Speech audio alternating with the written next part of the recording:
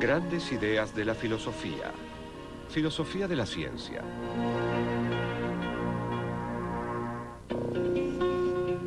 La filosofía de la ciencia es el estudio crítico de la ciencia y el razonamiento científico. Se ocupa de preguntas como: ¿puede la ciencia explicar el mundo o tan solo lo describe? ¿Existe la ciencia verdaderamente objetiva? ¿Cuál es el límite entre la ciencia y la no ciencia? ¿Existen las leyes de la naturaleza? ¿En qué se diferencia la ciencia de otros campos de desarrollo humano como el arte, el derecho o la religión? A los filósofos de la ciencia les interesa la ciencia. ¿Qué son las ciencias? ¿Cómo se relacionan entre sí? ¿Cuáles son los resultados de la ciencia? ¿Qué hacen los científicos y demás?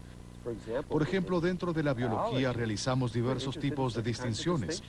A un nivel elemental, distinguimos entre animales y plantas, y de un modo más complejo, distinguimos entre el sistema inmunológico y el digestivo, entre otros.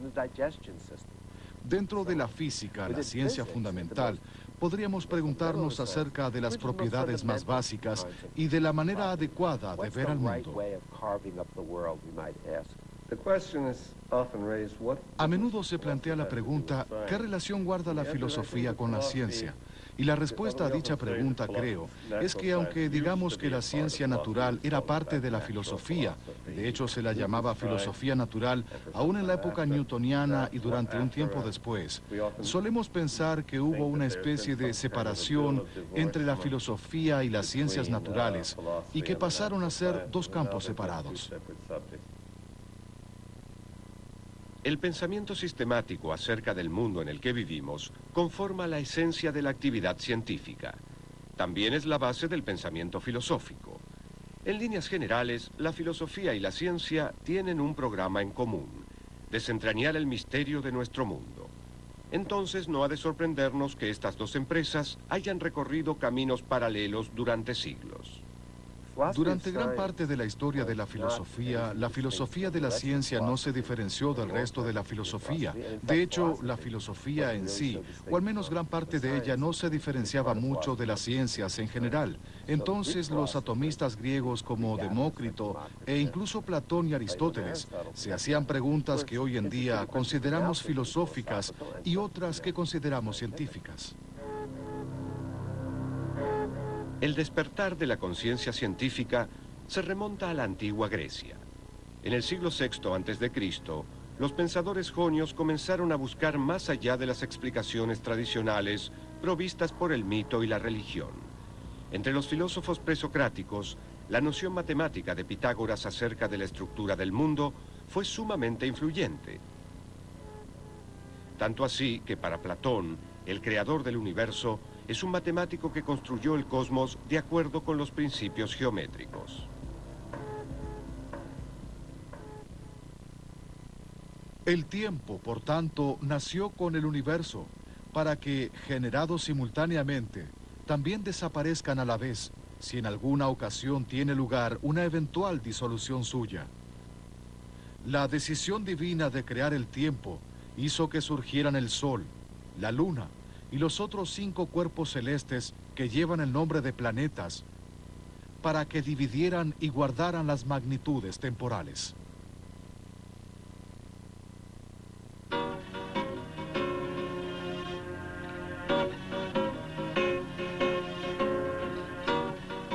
De todos los pensadores griegos que contribuyeron al desarrollo del conocimiento científico, Aristóteles fue quien marcó el rumbo de la ciencia occidental.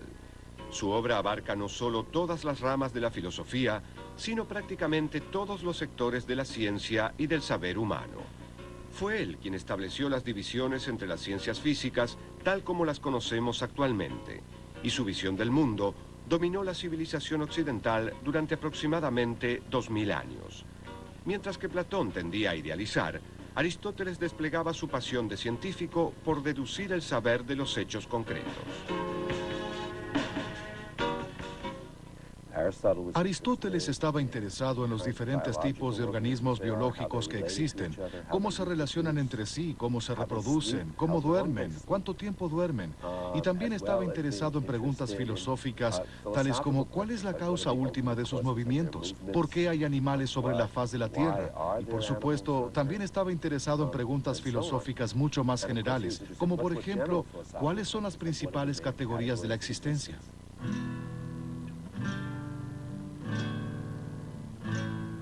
Aristóteles divide a las ciencias en tres clases: prácticas, poéticas y teóricas. Entre las ciencias teóricas menciona la matemática, la metafísica y la física. Para Aristóteles, la ciencia es el conocimiento verdadero y cierto, exactamente lo opuesto a la opinión.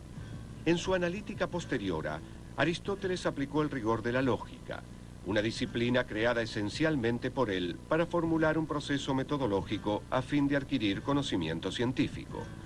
Él sostenía que solo podemos comprender el mundo procediendo de manera deductiva a partir de principios primeros para alcanzar conclusiones incontrovertibles.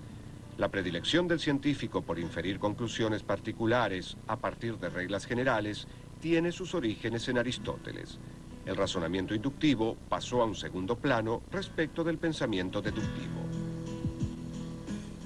En realidad, la inducción no jugó un papel muy importante debido a la idea equivocada de Aristóteles de que la inducción era un sostén provisorio y que cuando uno descifrara qué estaba sucediendo, era posible encontrar ciertos principios a priori a partir de los cuales se podría aplicar la deducción.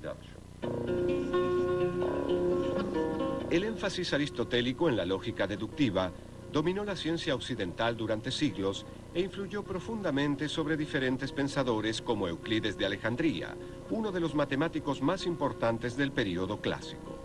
El método axiomático euclidiano, inspirado en la lógica aristotélica, apuntaba a reducir todos los enunciados de la geometría a ciertas hipótesis básicas y establecer una norma para la metodología científica que habría de permanecer vigente durante siglos.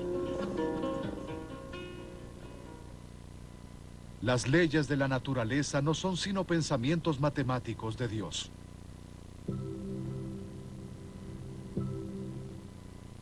En la Edad Media, los científicos notaron que al tener un conjunto de hechos, era sencillo elaborar una serie de teorías para explicar dichos hechos. Guillermo de Ockham, un filósofo y teólogo del siglo XIV, propuso que para explicar un fenómeno es preciso optar por la explicación más sencilla. Puede no ser estrictamente la correcta, pero si se toma el camino más directo, hay mayores probabilidades de llegar a la respuesta adecuada más rápido.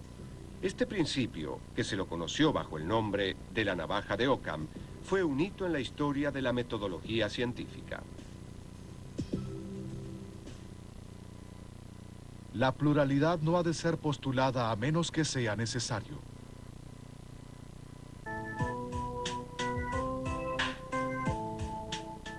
Después de que Tomás de Aquino lograra integrar a Aristóteles dentro de la ortodoxia oficial de la Iglesia Católica en el siglo XIII, el pensamiento científico se vio cada vez más dominado por el aristotelismo escolástico, que resaltaba las cualidades particulares de las cosas individuales.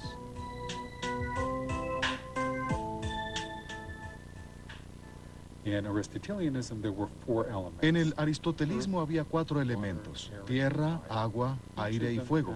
Cada uno de ellos tenía una naturaleza propia que les otorgaba ciertas propiedades innatas. El agua era húmeda y fría. La tierra era seca y fría. La tierra era pesada por naturaleza. El fuego era liviano por naturaleza. Y entonces, ese tipo de propiedades, el frío, la humedad, la sequedad, su peso, su liviandad, simplemente se explicaban a través de su naturaleza innata, lo que se conocía como forma sustancial, y no se daban mayores explicaciones.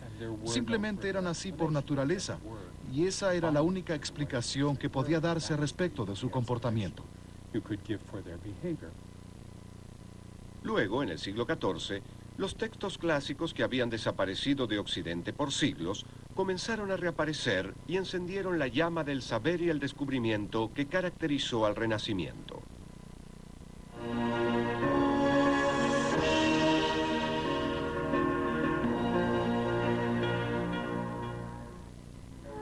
Este periodo de ferviente actividad intelectual dio lugar al surgimiento de científicos como nunca antes se había visto. Entre ellos podemos mencionar a Nicolás Copérnico, Johannes Kepler y Galileo Galilei, quienes instauraron una nueva visión de la realidad, una metodología científica sumamente crítica y una forma innovadora de pensar acerca del cosmos.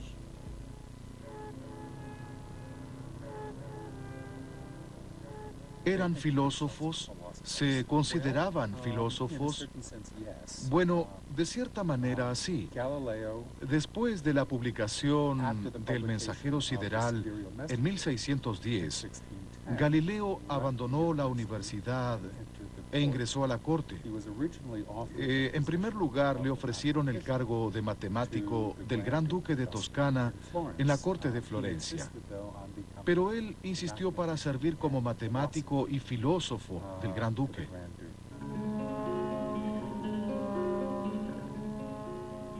Copérnico revolucionó el mundo al proponer que el Sol, y no la Tierra, era el centro de nuestro sistema solar.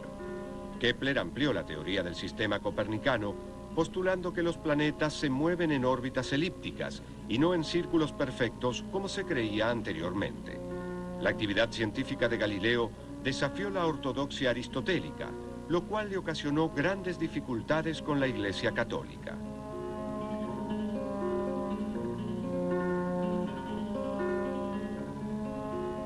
Es probable que el relato de que Galileo arrojaba objetos de la Torre de Pisa sea apócrifo, pero es cierto que Galileo realizaba experimentos que contradecían las enseñanzas de Aristóteles de que los objetos más pesados caían a mayor velocidad que los más livianos. Al enfatizar en sus datos la cantidad por encima de las cualidades particulares de los objetos que observaba, Galileo introdujo una noción radicalmente nueva. La ciencia debe basarse en la medición. Este hecho puso a la matemática en la primera plana de la actividad científica.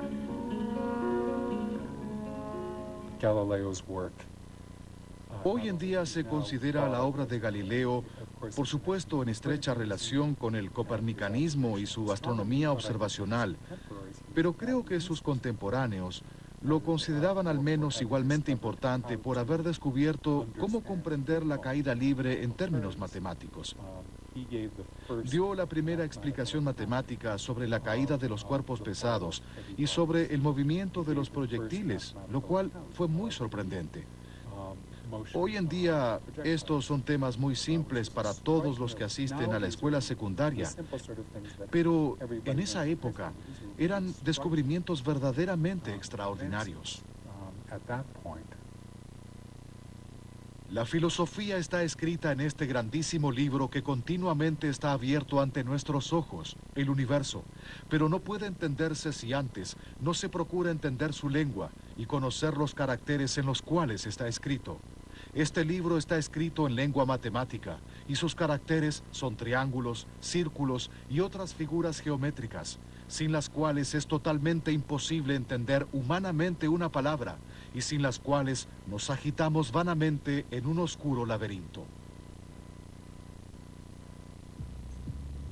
El filósofo inglés Francis Bacon sentó las bases del método científico moderno y contribuyó fundamentalmente a catalizar la revolución científica que tuvo lugar tiempo después. Según Bacon, la verdad se obtiene solamente a través del experimento. La misión del científico es la de impulsar el progreso descubriendo la evidencia que sirve para respaldar o refutar una proposición. Formuló una manera totalmente nueva de interrogar al mundo.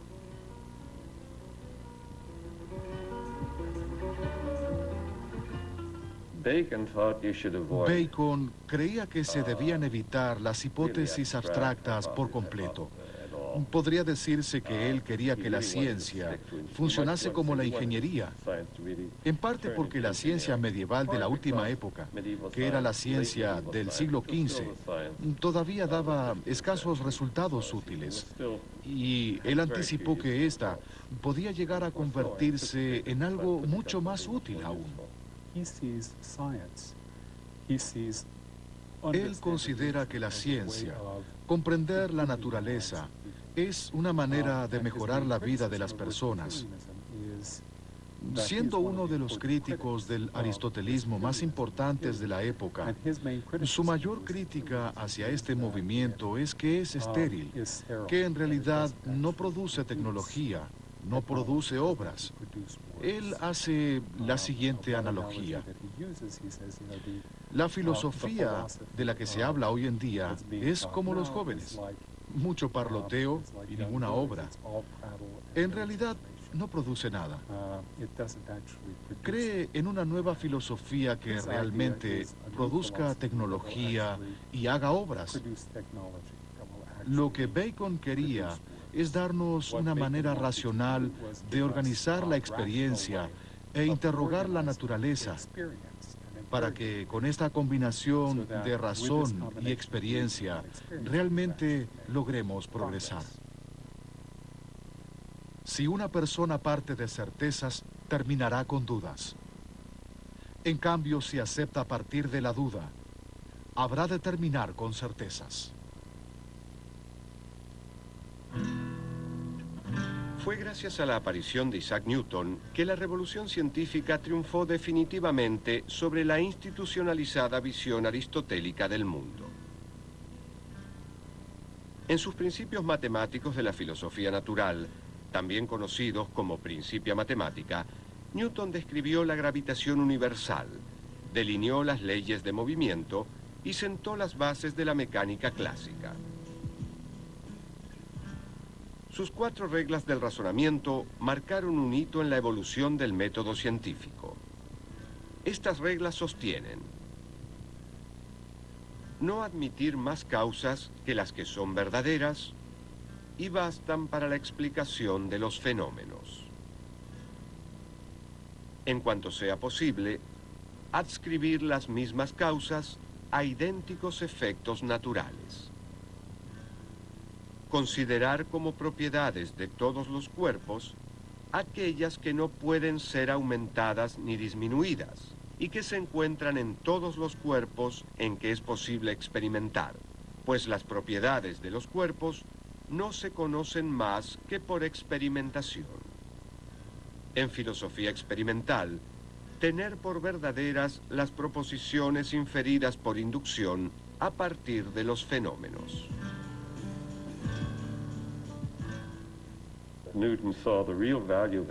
Newton vio que la inducción adquiere verdadero valor cuando se la combina con hipótesis del tipo que a Bacon probablemente no le hubiesen gustado. Y esto es bastante sofisticado. Creo que a Newton se lo desestimó como filósofo de la ciencia. Newton creó una combinación bastante sofisticada de formación de hipótesis e inducción, que pasó a ser el característico enfoque británico de la física. Al establecer sus leyes de movimiento, Newton manifestó su implícita convicción de que las leyes rigen el comportamiento del mundo natural. Pero, ¿a qué nos referimos con leyes de la naturaleza? ¿Existen al igual que un árbol o una mesa? ¿Son entidades que hacen que las cosas sucedan y dirigen el universo físico como las leyes promulgadas por una legislatura? ¿O juegan un papel diferente dentro del cosmos? Una pregunta que sin duda será de gran interés para los filósofos es: ¿qué son las leyes? Cabe destacar que los científicos pueden llevar adelante su trabajo sin preguntarse realmente qué son las leyes.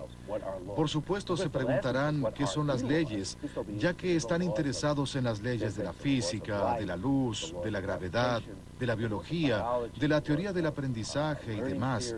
Pero pueden investigar y descubrir estas leyes, o al menos hacer conjeturas sobre lo que las mismas pueden ser, sin haber respondido nunca a la pregunta ¿qué es una ley?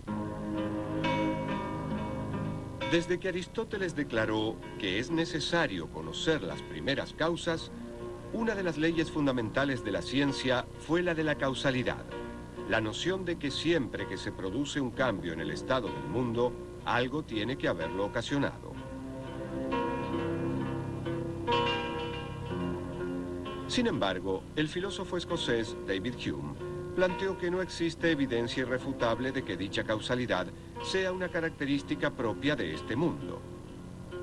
Asumimos que al arrojar una moneda, esta caerá al suelo porque ello es lo que ocurrió siempre en el pasado. pero que algo haya ocurrido en el pasado no es garantía de que ello vuelva a suceder en el futuro. Hume sostenía que el razonamiento inductivo que parte de la experiencia no manifiesta una ley de la naturaleza, sino un hábito de la mente. Si la causalidad no existe, la ciencia se encuentra en graves problemas. Entonces, ¿cómo utilizar hechos para respaldar una teoría científica si no se puede inferir una relación causal entre los mismos?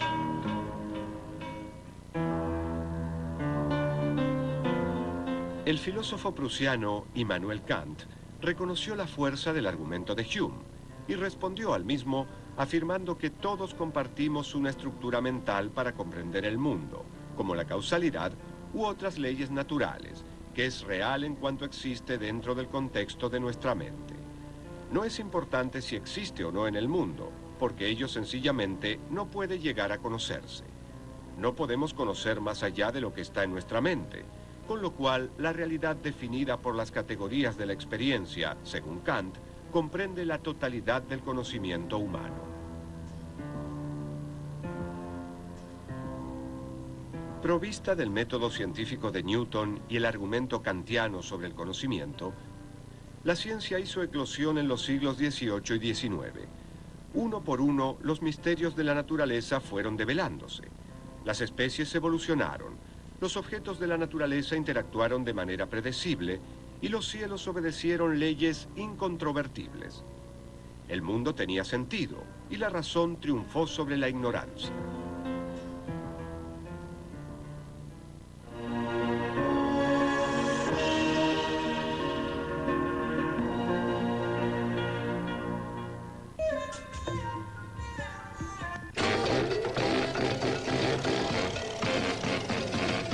Canal A. Hay otra televisión.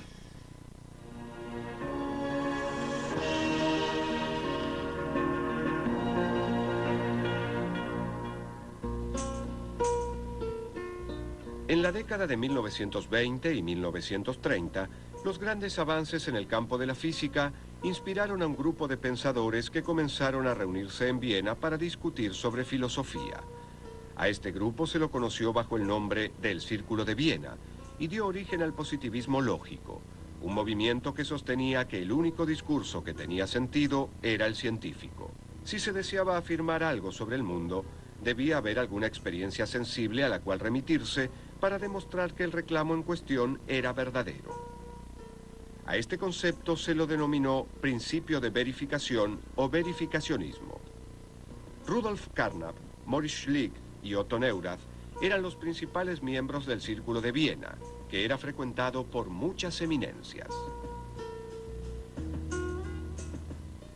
Einstein, Kurt Gödel, un gran matemático y lógico, y también Wittgenstein, solían visitarlo frecuentemente, y estas personas estaban muy interesadas en saber cómo o hasta qué punto la ciencia podía conocer acerca del mundo y cuáles eran las bases de la misma. También estaban muy interesados en saber si había o no una unificación de todas las ciencias. Ellos afirmaban que la física era la ciencia fundamental y que todas las demás ciencias de alguna manera derivaban o dependían de la física. Como con el tiempo se comprobó que el principio de verificación era tan riguroso que llegó a poner en duda a la propia ciencia, el movimiento dio lugar a un renovado interés por las teorías de la confirmación que intentaban incorporar el razonamiento inductivo o algo similar al campo de la ciencia. Algunos filósofos como Peter Strawson sostuvieron que la inducción no debía hacerse pasar por la deducción para ser considerada válida. Él creía que existía un principio de uniformidad en la naturaleza. Este principio nos asegura que debido a que el Sol salió en el pasado, podemos inferir razonablemente que lo volverá a hacer en el futuro.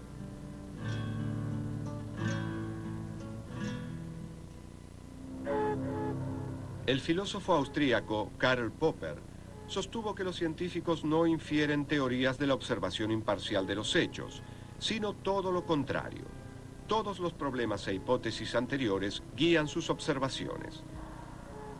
En claro contraste con el verificacionismo del Círculo de Viena, Popper remarcó la importancia del criterio de falsabilidad.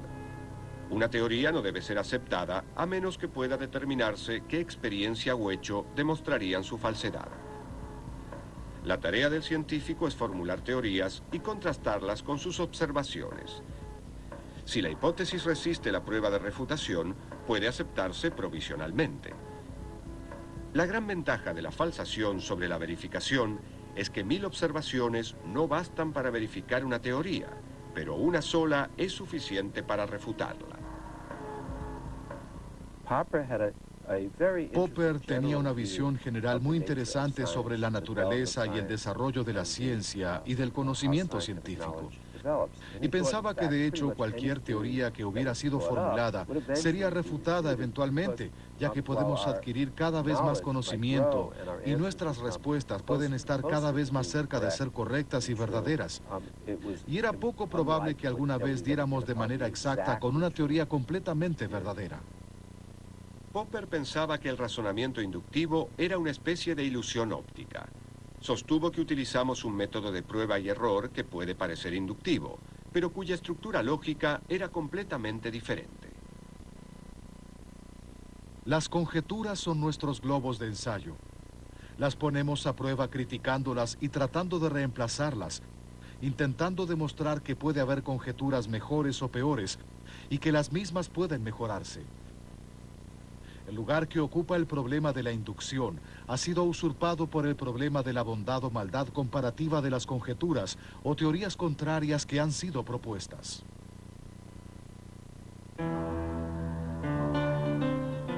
El filósofo estadounidense Nelson Goodman argumentó contra la existencia de la lógica inductiva formal. Su obra, Nuevo enigma de la inducción, intentó demostrar que para cada hipótesis confirmada por la evidencia, existe un número infinito de hipótesis alternativas que son contradictorias con la primera, pero que también podrían ser confirmadas por dicha evidencia.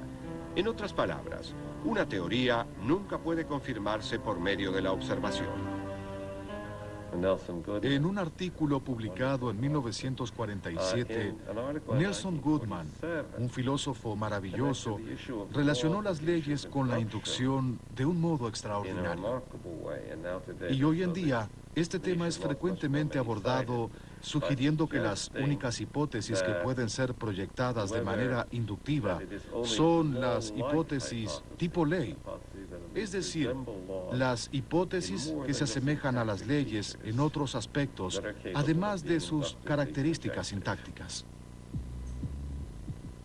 Una manera de rescatar a la inducción es dejar de querer alcanzar la certeza de la deducción y en lugar de ello, luchar por lograr la probabilidad estadística.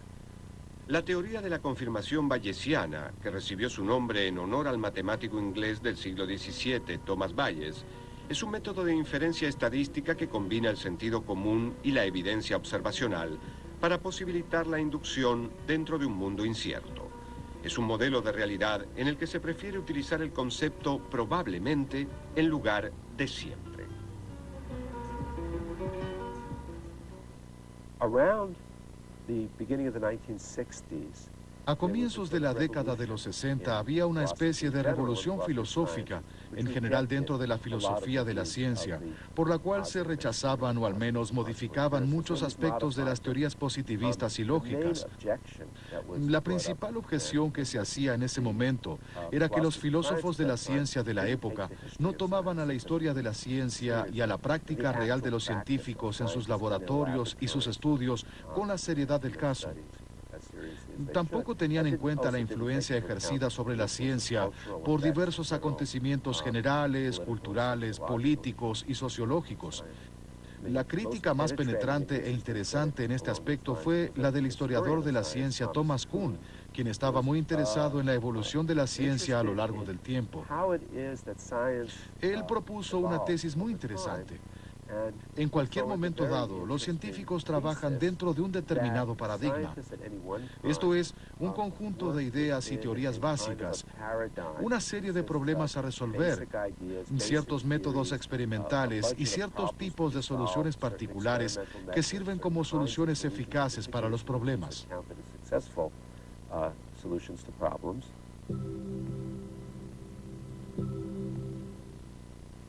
Kuhn enfatizó la importancia del contexto histórico y social dentro de la actividad científica.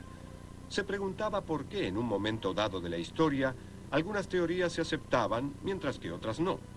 Para encontrar la respuesta a dicha pregunta, Kuhn creó la noción de paradigma. Según Kuhn, un paradigma es una descripción científica del mundo que es generalmente aceptada y provee un modelo de investigación.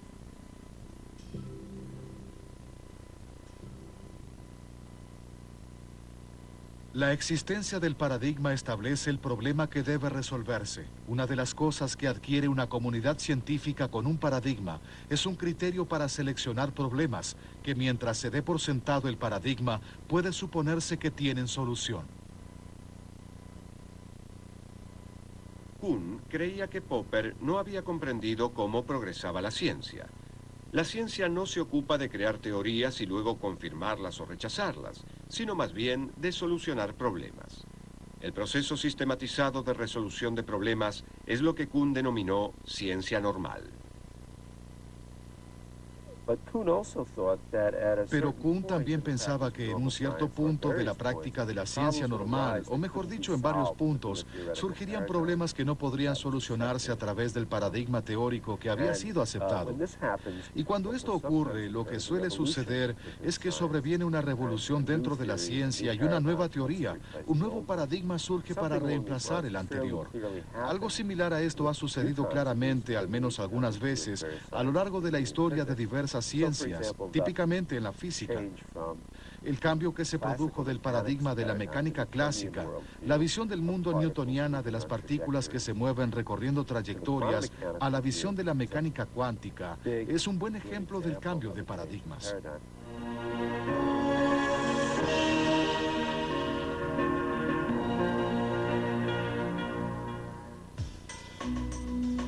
El siglo XX estuvo dominado por dos hallazgos en el campo de la física cuya rareza fascinó a los filósofos: la mecánica cuántica y la relatividad.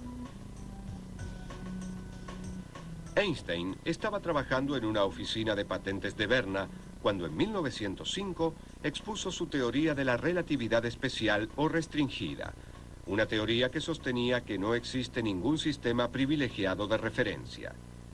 Dentro de la idea de naturaleza de Einstein, solo existe el movimiento relativo. Es imposible situar en forma objetiva un fenómeno cualquiera en el espacio y en el tiempo.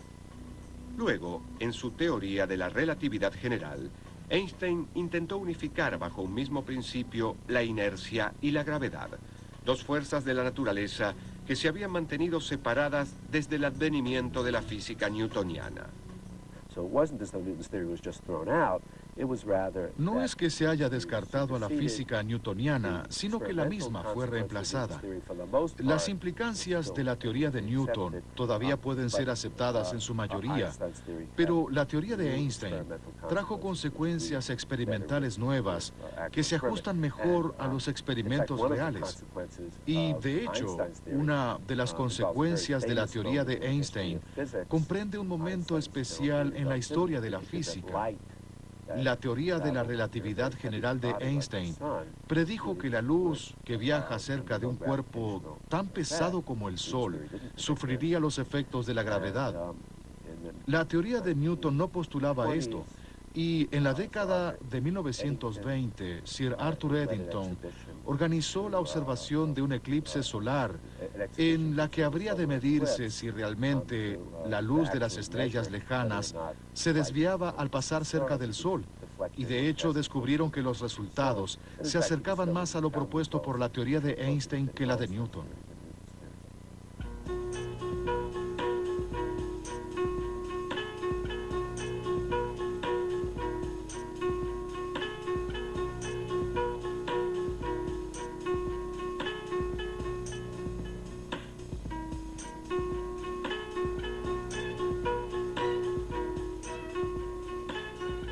La curvatura del espacio y del tiempo que describe Einstein desafió la noción euclidiana del mundo.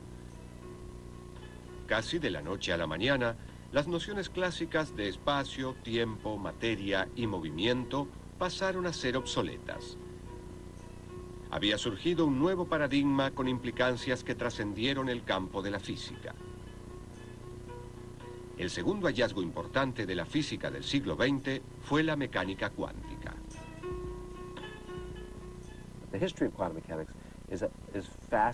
La historia de la mecánica cuántica es fascinante y dramática a la vez. La teoría se desarrolló por etapas a comienzos del siglo XX.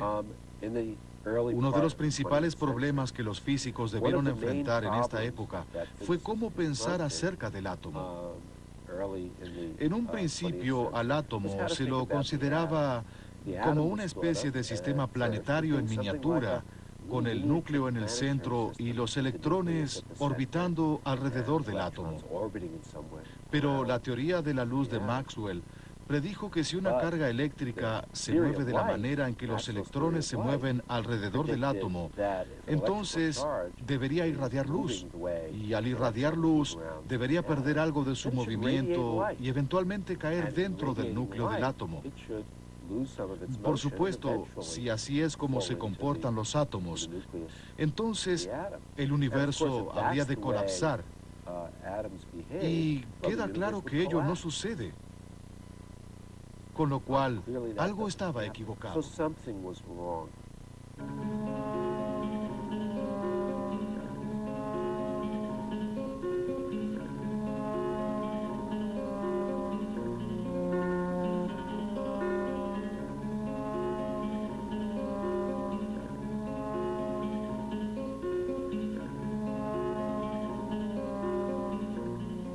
El físico danés Niels Bohr propuso combinar el modelo del sistema planetario en miniatura con las nuevas ideas radicales propuestas por Max Planck. Planck sugirió que los electrones existen a niveles de energía fijos que están a una distancia fija del núcleo. Cuando un electrón salta a un nivel más cercano al núcleo, libera una descarga o cuanto de energía. Cuando el átomo absorbe un cuanto de energía, el electrón se aleja del núcleo.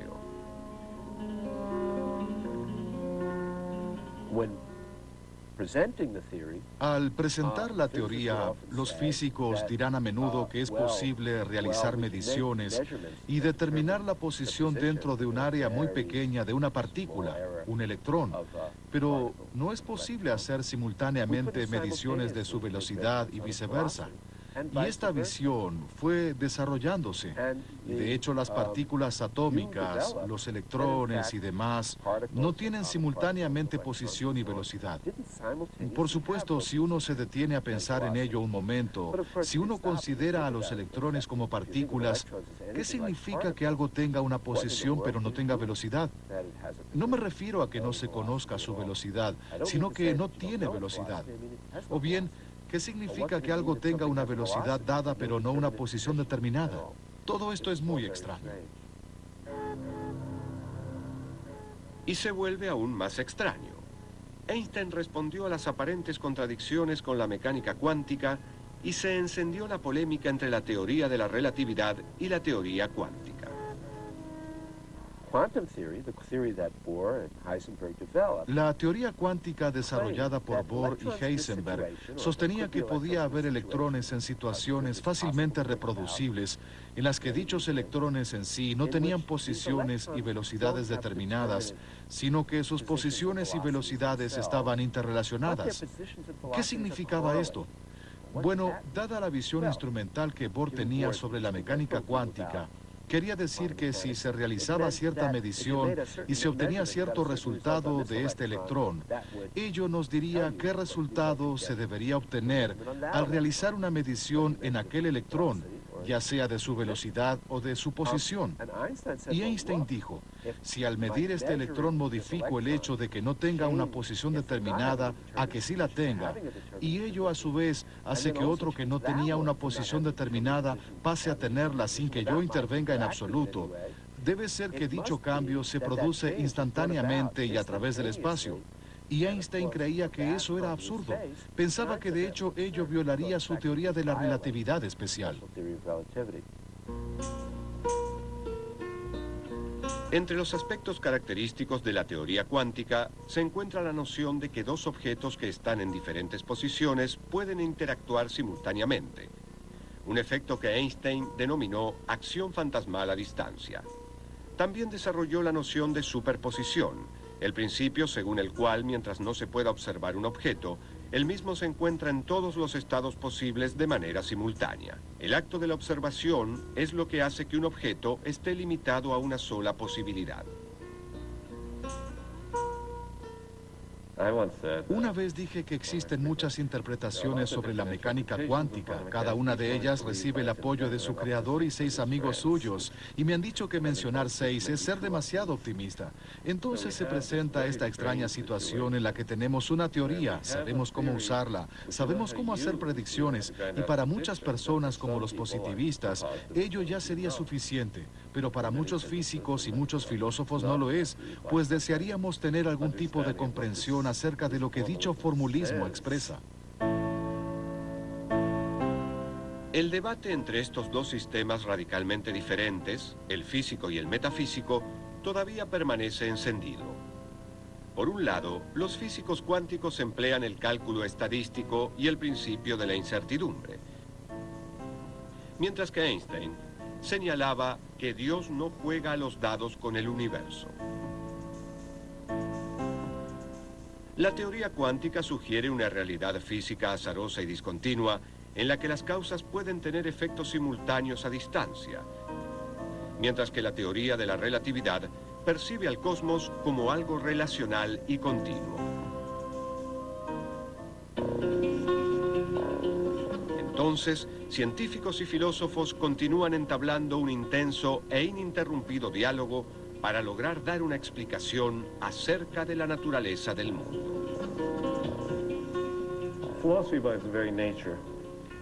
Por su propia naturaleza, la filosofía se ocupa de temas que no son considerados ciencia todavía, o que parecen ser intrínsecamente algo diferente a la ciencia, tal como la ética o la estética, o que se elevan a lo que a veces denominamos un metanivel, con cuestiones de metodología, niveles de significación y demás.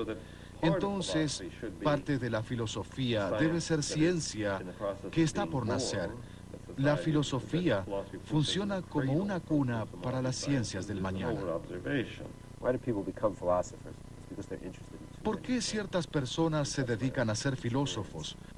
Porque están interesadas en demasiadas cosas, al menos esa es mi experiencia personal. Entonces a uno le interesa la cultura griega, pero también la matemática, la física y la historia. Y luego uno descubre que al hacer filosofía es posible estar interesado en todos estos campos y trabajar en ellos, porque todos ellos tienen su base y todas estas áreas de interés intelectual son áreas en las que es posible hacer preguntas filosóficas, tales como ¿cuál es el objeto de estudio? ¿Cómo investigamos acerca del mismo? ¿Cuáles son los conceptos y las expresiones de las nociones centrales de dicho tema? Y lo mismo se aplica a la filosofía de la ciencia.